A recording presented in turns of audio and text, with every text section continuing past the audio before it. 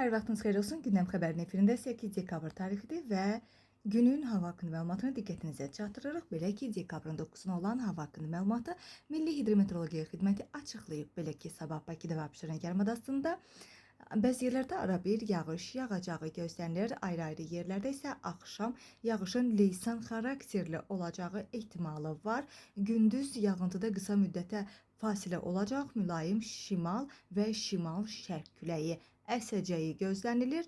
Havanın temperaturu gecə 7-10 dərəcə, gündüz isə 10-13 dərəcə isti olacağı proqnozlaşdırılır. Azərbaycanın rayonlarında isə bəzi yerlərdə arabir yağıntılı olacağı gözlənilir. Ayrı-ayrı yerlərdə yağıntının leysan xarakterli intensiv olacağı, dağlıq ərazilərdə qar yağacağı ehtimalı var. Bəzi yerlərdə arabir duman olacaq.